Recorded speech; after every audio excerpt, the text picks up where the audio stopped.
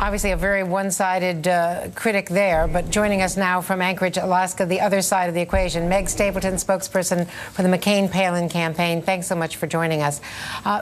From your perspective, what was the result of this probe? They did find that she violated ethics and abused her authority, according to this bipartisan, nonpartisan investigation.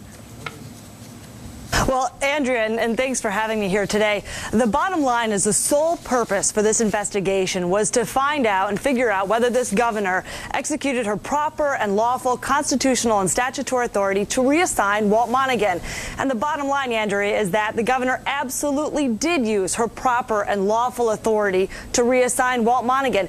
That was the sole purpose for the investigation. Beyond that, an opinion was expressed on behalf of one individual who said that, you know what, the governor maybe could have done more to tell her husband to stop talking about this rogue trooper. Well, Andrea, the governor actually did tell her husband to stop and drop it in his sworn statement, but the independent investigator actually said he didn't use Todd's information to come to his conclusion. So when you look at it and you look at the sole purpose for this investigation, the governor is absolutely free and clear of anything and any of the accusations that had come forward. But, in fact, let's play a little bit of Governor Palin in Altoona over the weekend, her response to the initial report.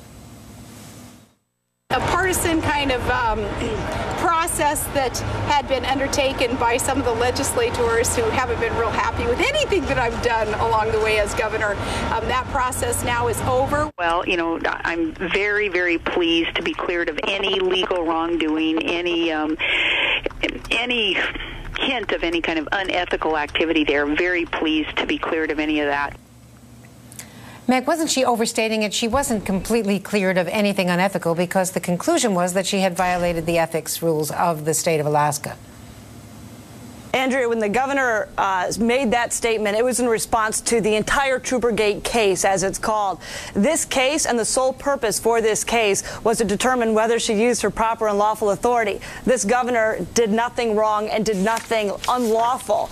What people have used and what the politicians, and in particular the politicized nature of this, has come to is that they have created their own opinion. They have absolutely no authority to carry this any further than what they did was just to put their opinion into the report. And it's the opinion of one person. Many legislators up here, Andrea, even said they don't endorse the findings. They disagree with the findings. And they said if you read the report and you read the confidential materials within the report, you don't come to the same finding. The politicized nature of it was, well, we just spent $100,000. Let's figure out what we can say to try and do something damaging. And so they created their own opinion on this. And as they even acknowledge, they have no authority to do anything with it because it's not within their authority to say she had any ethics violation. That belongs before the personnel board. That's where the governor has said all along, if you've got a problem, if you think I've done something wrong, you send it to the personnel board.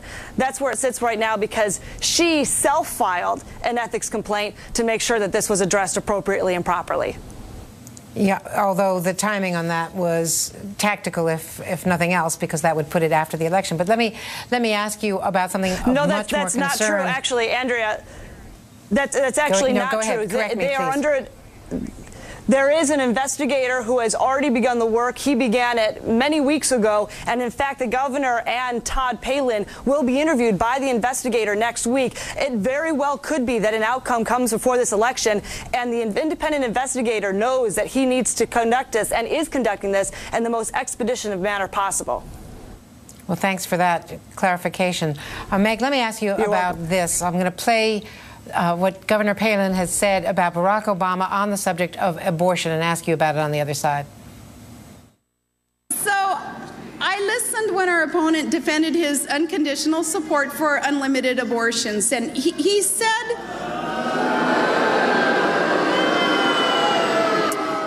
that a woman shouldn't have to be, quote, punished with a baby. He hopes that you won't notice how radical, absolutely radical his idea is on this, and his record is until it's too late.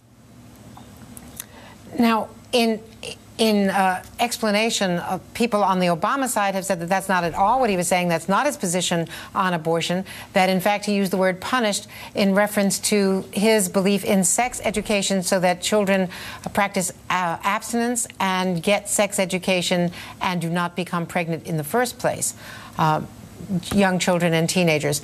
So isn't she taking that position out of context and turning it into a negative, a highly charged negative on the campaign trail? Well, I think, Andrea, the bottom line is this governor wants to make sure that people understand exactly where she's coming from, and that is that she believes absolutely and completely in the culture of life, and she has walked the walk, as you know, and so she believes that every single life, regardless of what may be the challenges and the joys of that individual, that culture of life should be respected, and she knows that she differs greatly from Senator Obama on that.